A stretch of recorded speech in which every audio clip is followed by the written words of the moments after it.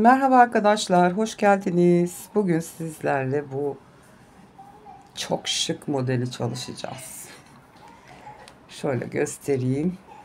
Alt zemin beyaz, anlaşılmayabilir. Şöyle gördüğünüz gibi muhteşem bir örnek. Bununla her şeyi örebilirsiniz. Bluzlar, tunikler, runner örebilirsiniz. Tam kare formunda yapıp oda takımı örebilirsiniz. Etek yapabilirsiniz. Askılı bluzlar. Her türlü projenizde kullanabileceğiniz bir model. Bu şekilde ön yüzü arka yüzü aynı. Şöyle yakadan başlamalı bir şey ördüğünüzde böyle aşağıya doğru duracaktır.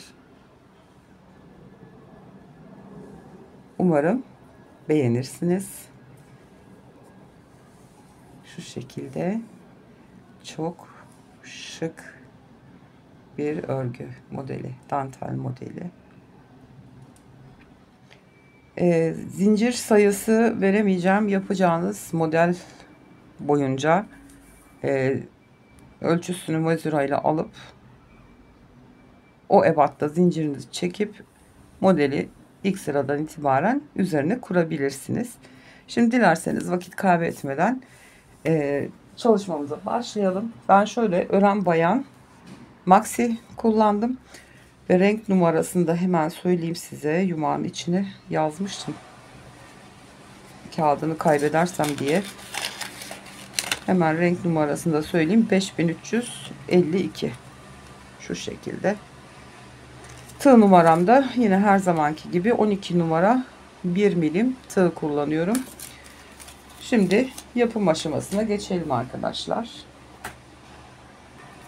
Şimdi sıkılama zincirini yaptıktan sonra bir miktar zincir çekeceğim.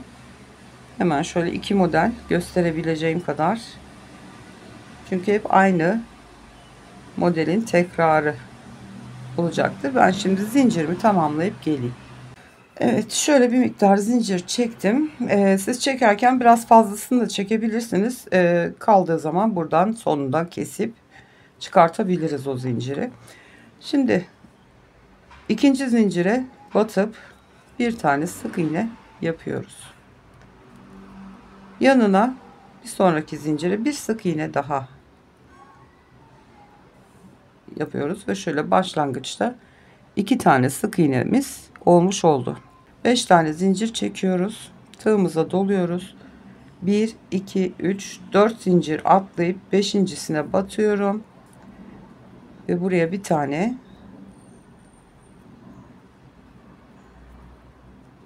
ikili trabzan örüyorum.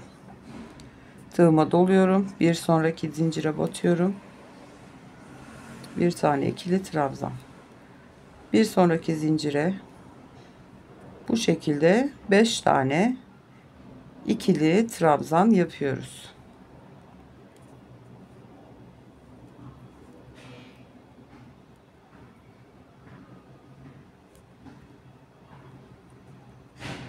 Evet. Şimdi tekrar 5 tane zincir çekiyorum. 1 2 3 4 zincir atlayıp beşincisine batıyorum. Sık iğne yaptım. Bir sonrakine batıyorum, sık iğne yapıyorum. Bir sonrakine batıyorum, tekrar sık iğne yapıyorum ve toplamda 3 tane sık iğne yapmış oldum. Tekrar 5 zincir çekiyorum. Doladığım tığıma 1 2 3 4 atlıyorum, beşincisine batıp 5 tane ikili trabzanımı öreceğim. Hep bir sonraki zincire batarak her bir zincirin içine bir tane ikili trabzan yapıyoruz.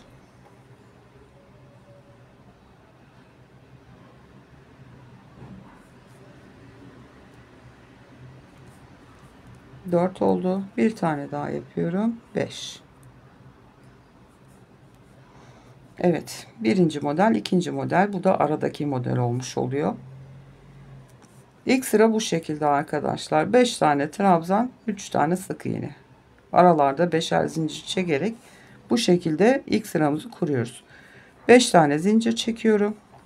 1 2 3 4 atlayıp beşincisine batıyorum ve 2 tane yan yana sık iğne yapacağım. 1 2 3 4 beşinciye battım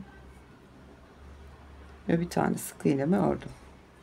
Yanına bir tane daha yapıyorum ve ilk sıramı bitirmiş oluyorum. Gördüğünüz gibi burada fazlalık zincirim kaldı. Onu da hemen şu şekilde çok dibe gitmeden 1-2 zincir önden tam zincirin ortasından kesiyorum. Şu şekilde fazlalığımı aldım ve son zinciri şu şekilde sıkılıyorum ve fazlalık zincirimi yok etmiş oldum. Evet, şimdi ikinci sıramıza geçelim.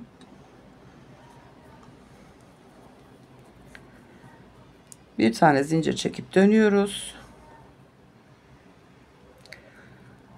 Hemen dibindeki sık iğneye batıp yine bir tane sık iğne örüyoruz buraya. 4 tane zincir çekiyoruz. Tığımıza doluyoruz. İlk trabzana batıp bir tane ikili trabzan örüyorum. Yanındakine batıyorum. İkinciyi örüyorum. Bir yanındakine batıyorum. Tekrar şu şekilde 3 tane ikili trabzan örmüş oldum. 1 2 3 4 5 tane zincir çekiyorum. Tığıma doladım. Son yaptığımız trabzanın olduğu boşluğa tekrar batıyorum. İlk trabzanımı oraya yapıyorum. Yani şu tam ortadaki trabzana 2 tane batmış olduk. Devamındakilere de batarak birer tane daha ikili trabzan örerek buraya da 3 tane ikili trabzanımı örmüş oldum. Tekrar 4 tane zincir çekiyorum. Ve şu 3 tane sık iğnenin tam ortasındakine batıyorum. Bir tane sık iğne yapıyorum. Şu şekilde. Tekrar 4 zincir tığıma doladım. İlkine batıyorum ve yan yana 3 tane ikili trabzan örüyorum. 2 ve 3. 5 tane zincir tığıma doluyorum. Son yaptığım trabzanın olduğu boşluğa tekrar batıyorum. İlk trabzanımı yaptım. Devam ediyorum. 2 ve 3. Şu şekilde ikinci modelimin de ikinci sırasını yapmış oldum. Tekrar 4 tane zincir çekiyorum. Ve sonda yine 2 tane sık iğnemiz var. İlkini atlıyoruz. Sondaki sık iğneye batıp yine bir tane sık iğne yapıyoruz buraya ve ikinci sıramızı tamamlamış olduk. Bir tane zincir çekip dönüyoruz. Yine sık iğnenin tepesine batıp bir tane sık iğnemizi yapıyoruz. 3 zincir çekiyorum. Tığıma doladım. Ve şimdi şu ilk trabzana batıp buraya 3 tane trabzanımızı örüyoruz. Trabzanların tepesine batarak şu şekilde 3 tane trabzanımı ördüm. 3 tane zincir çekiyorum. Tığıma doluyorum. Boşluğun içine 1 2 3 tane trabzan yaptım. Tığıma doluyorum. Tekrar devam ediyorum. 4 5 bir tane daha yaptık. Toplamda 7 tane ikili trabzanımızı ördük. Evet. 7 tane ortadaki boşluğa ikili trabzan ördük. Tekrar 3 tane zincir çekiyorum. Ve Bu üçlü trabzanın tepelerine birer tane batarak yine 3 tane ikili trabzanımızı örüyoruz buraya.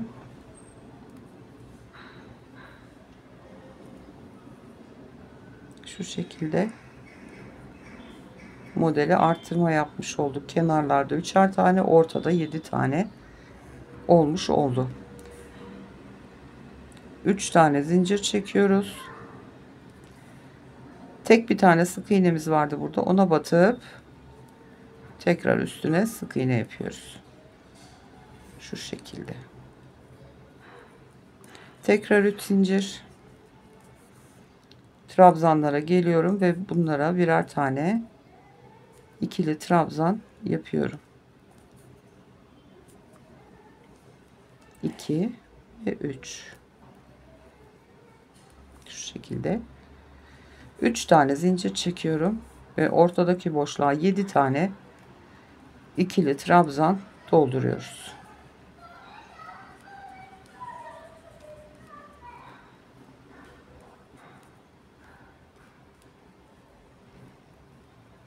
Şöyle 7 tane ikili trabzanımı ördüm. Tekrar 3 tane zincir çekiyorum. Diğer trabzanların üstlerine birer tane trabzanımı örüyorum. 1 2 ve 3. 3 tane zincirimi çekiyorum ve sondaki sık iğneye tekrar batıp bir tane sık iğne ile sıramı bitiriyorum. Evet, şu şekilde ilk 3 sıramızı örmüş olduk. Şimdi 5 sıradan oluşuyor zaten model. 5-6 sıra pardon. Şimdi 4 tane zincir çekiyoruz. Çevirdim arkasını. Tığıma doluyorum. Ve şu 3 tane trabzanın tepesine birer birer batarak ilk ikisini çekip tığda bekletiyorum. Doladım tığıma, bir sonrakine. Biraz uzatıyorum. İlk ikisini çektim, bekletiyorum. Bir sonrakine batıyorum. Yani diğer ilmeklerin boyu kadar uzatıyorum, farkındaysanız şu ipimi şöyle. Çektim. Tığımda toplamda 4 ilmeğim var. Hepsini bir kere de kapatıyorum. Arasına 1 2 3 4 5 zincir çekiyorum. Tığıma doluyorum.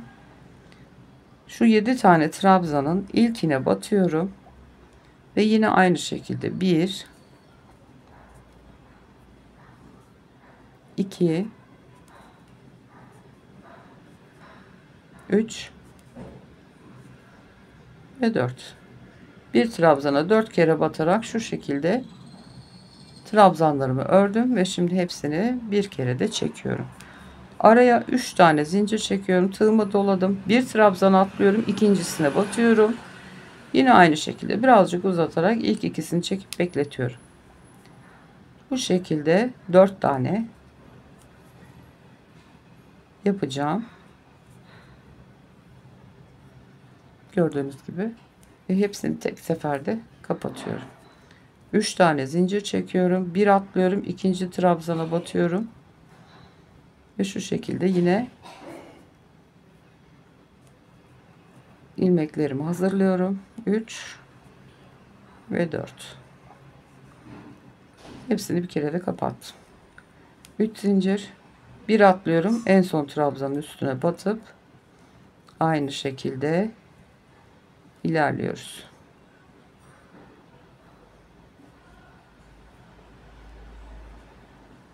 Dördüncüsünü de yaptım.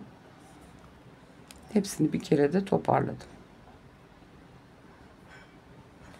1 2 3 4 5 zincir çekiyorum. Tığımı doladım ve diğer yanındaki, burada başta yaptığımız gibi, buradaki üçlü trabzanların da üstüne batarak aynı şekilde bir seferini örüp bekletiyoruz. 3 tane ve fıstığımı kapatıyorum. Fıstık yapıyoruz yani. Şuradaki 7 tane trabzanın üstüne 4 tane bu şekilde fıstık yaptık. Aralarında 3'er zincir çekerek. Bu sıramız da bu şekilde ilerliyor. Şimdi buradakini yaptık. Direkt tığıma doluyorum. Zincir falan çekmeden. Diğer modelin ilk trabzanına batıyorum ve aynı şekilde fıstıklarımı yapacağım. İlkini yaptım. 2 ve 3.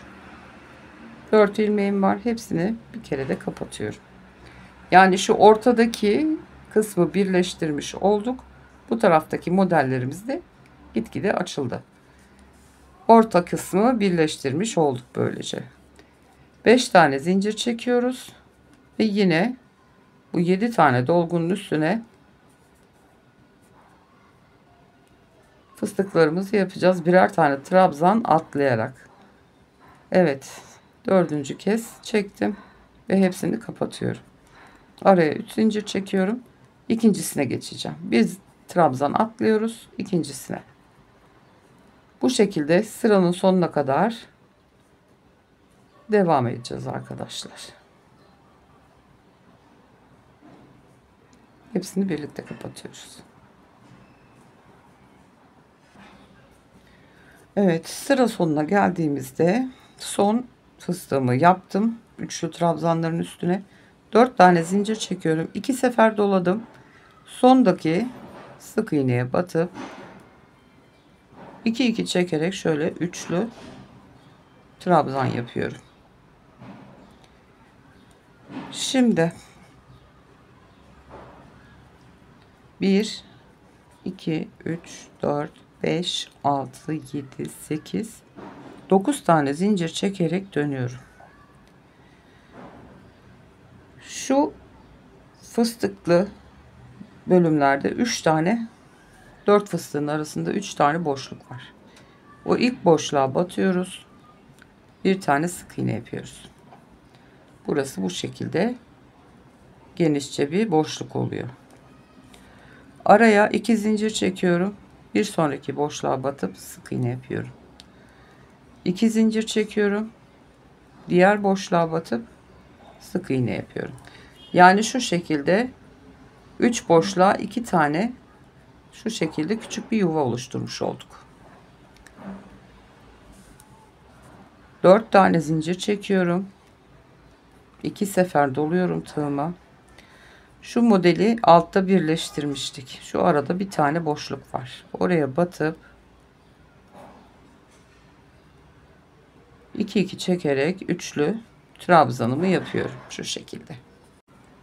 4 tane zincirimi çekiyorum.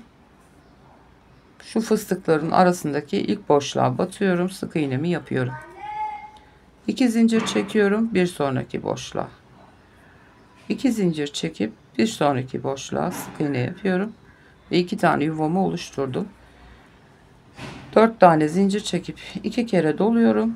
Ve şu alttaki yaptığımız şu fıstığın tepesinde bir boşluk var şurada. İlmek. Oraya batıp üçlü trabzanımı örüyorum. Aynı boşluk burada da olmuş oldu. Şu şekilde. Şöyle. Evet. Modelin yapımı bu şekilde arkadaşlar. Şimdi ilk sırayı ikinci modelin ilk sırasında örelim birlikte. Bir zincir çekip dönüyoruz. Hemen trabzanın tepesine bir sık iğne yapıyoruz. İlk sırada ne yapmıştık? 2 tane sık iğne. Boşluğa da batıp bir tane sık iğne yapıyorum ve 2 sık iğnemi yapmış oldum. 5 tane zincir çekiyorum. Tığımı doluyorum. Şimdi şu ilk boşluğun içine ilk trabzanımı örüyorum. Tekrar yanına bir tane daha örüyorum. 2. Sık iğnenin tepesine bir tane yapıyorum. 3 ve yine 2 tane boşluğun içine yapacağım. 4 ve 5. Yani şu ilk sırayı yapmış oluyoruz. Bu boşlukların içine ikişer tane boşluğa bir tane ortadaki sık iğne yapıyoruz. 5 tane zincir çekiyoruz. Trabzanın tepesine gelip bir tane önden boşluğa batıyoruz. Bir sık iğne, trabzanın tepesine batıyorum 2, yanındaki boşluğa batıyorum 3 ve ilk modelin alt zeminini yapmış olduk. Şuradaki 3 tane sık iğneyi buraya yaptık. Dolgularımız da burada. Şimdi yine 5 tane zincir, tığıma doladım. İlk boşluğun içine 2 tane tam sık iğnenin tepesine batıyorum. Üçüncüyü yaptım. Diğer boşluğun içine de 2 tane daha trabzan örüyorum ve toplamda 5 trabzanımı örmüş oldum. 5 tane zincirimi çekiyorum ve şimdi şöyle altta 4 tane zincir kalacak. Yani 1 2 3, dördüncü sık iğneye batıyorum. 1 2 3 4 tane bıraktım, 5.'ye battım. Bir sık iğnemi yaptım. Bir sonraki zincire ikinci sık iğnemi de yapıyorum ve görmüş olduğunuz gibi başta yaptığımız 2 sık iğneli boşluğumuzu sonda da yapmış olduk. Bu da ikinci sıranın kurulumu ve diğer sıraları takip ederek modeli örmeye bu şekilde devam edeceğiz arkadaşlar. Gördüğünüz gibi oldukça kolay bir yapımı var ama çok şık. Umarım beğenmişsinizdir. Bir sonraki videoda görüşmek üzere. Hoşça kalın.